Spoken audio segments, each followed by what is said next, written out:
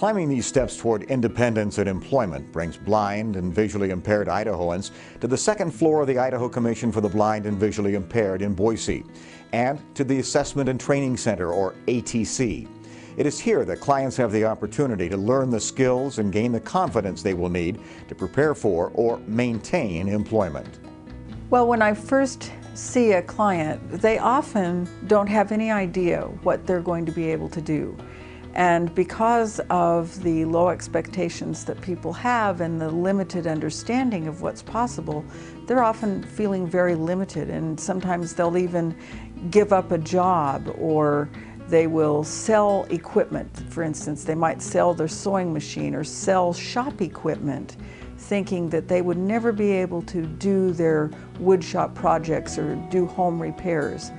And then they come into the training center, and of course we do not have anyone come in until they have toured and are fully familiar with the process.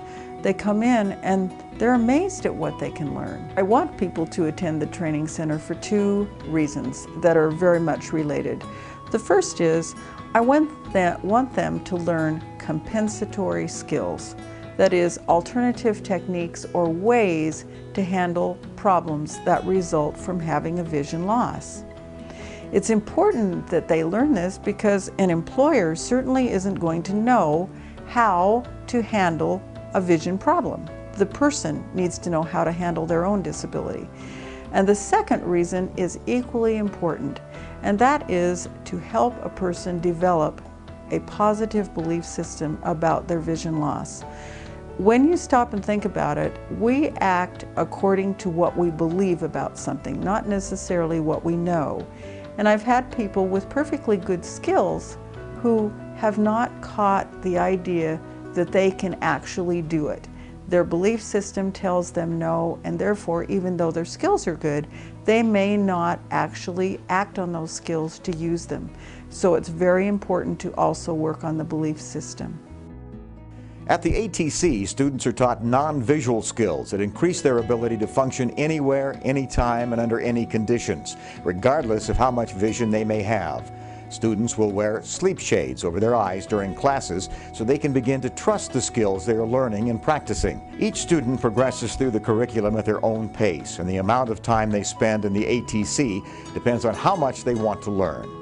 Clients in the ATC attend classes in orientation and mobility, industrial arts, computer literacy, assistive technology, activities of daily living, Braille, and job readiness. Here in the Assessment and Training Center, we teach orientation and mobility, which allows people to get around in their environments independently. We use sleep shades and canes, and the reason for that is our motto is anywhere, anytime, under any condition. It's really important for a person to be able to get around and do whatever they need to on an independent basis. And so the sleep shades allows a person to learn the skills and the techniques that are going to be necessary in order to do that.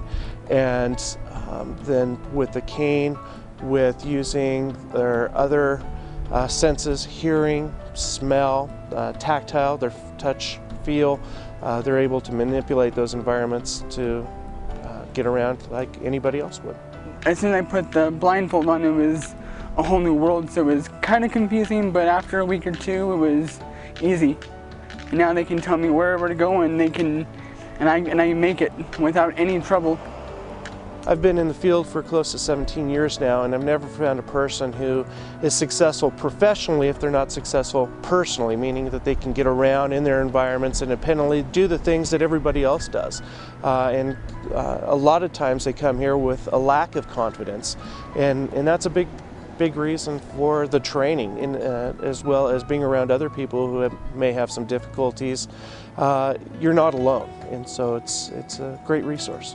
It's a wonderful program. You know, anybody who is visually impaired or blind should take it, because the little things help.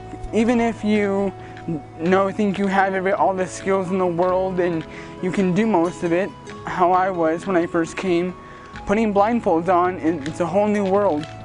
You don't even know. I learned from them, and so I want to have that confidence and everything to become a better teacher when I'm in the classroom. My class basically covers all of those skills that are necessary for daily living. So that's going to be your cooking, your cleaning, laundry. Obviously, we're going to talk about finances, how to pay bills non-visually, keep track of all that kind of thing. Basically, whatever is involved from the moment you get up till the end of the day, other than your vocational piece, which is going to be your job. Making biscuits. You got to measure everything and cut them and make sure everything's properly done. These daily living skills are super important because we've seen if you can't manage your daily living skills, there's no way you're going to be able to manage your professional life and that vocational piece.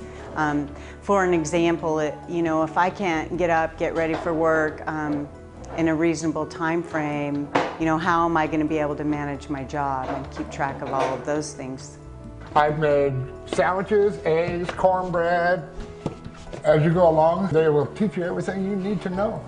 In the beginning, yeah, they're just going to start with the basics. We're going to start with safety, stovetop safety, mixing and measuring, using a knife safely. By the end of training, they do a 3-course meal where they're preparing enough food, 3 courses for approximately 15 to 20 people. So they'll be doing that all under shades. In Braille class, we know it's very important that once a person loses his vision, he still needs to be literate, or that is, he needs to be able to read and write. So in Braille, we teach Braille reading and how to write Braille.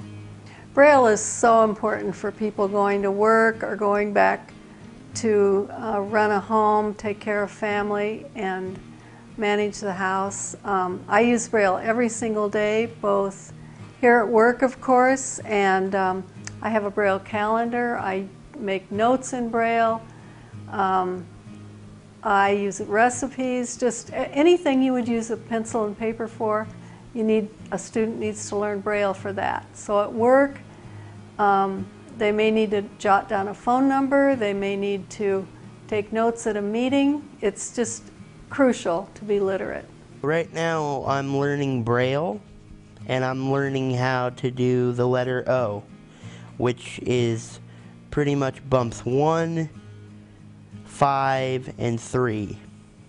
Braille's not that hard to learn if you come every day. We just take it a step at a time, a letter at a time. These students in here right now are new students. They're all on different letters. Once you get through the alphabet, then we start learning the shorthand form of Braille or contracted Braille. And I like to tell people that anytime you want to use your pencil or your pen and paper, we need Braille for that. We're not always going to have a computer or a tape recorder. Batteries die, and you need to be able to write down something with a slate and a stylus, just like a pencil. And that's what we learn. We learn different bumps. There's 6 bumps in Braille. In case I don't know where I'm at and I can't see the signs or anything, the Braille will help me figure out how to use it, because the Braille will never go away. It's very important. The primary purpose of the shop class is to help develop and strengthen confidence. Society, as well as individuals themselves, sometimes can have stigmas about their blindness and feel limited, or stigmas towards blindness and feel limited in what they're able to do. And the shop class is designed to help get them involved in a creative process, and along that creative process, the students are able to develop and strengthen that confidence. They start to learn valuable skills, not just in woodworking, but transferable skills such as problem solving, organization, and valuable things that can help them develop a better sense of confidence, self-worth, and feel less limited, and eventually get to the point where they can be independent and be integrated into the workplace and community and feel just as productive and viable as their sighted counterpart. Any tools can be potentially dangerous, but we do cover safe and effective techniques where a student is able to use a variety of skills based on identifying landmarks, so they know where it's safe to stand, where it's safe to put their hands, what they have to do themselves to be able to stay safe, what they need to know about the material to stay safe with the material, as well as what they need to know about the machine to stay safe with the machine. As they're able to identify different landmarks, as they're able to understand the material and understand the machine, Then they're able to tie all that together, and just like a sighted person would be able to use safe and effective techniques, then they are able to use safe and effective techniques using the various tools, hand tools as well as power tools.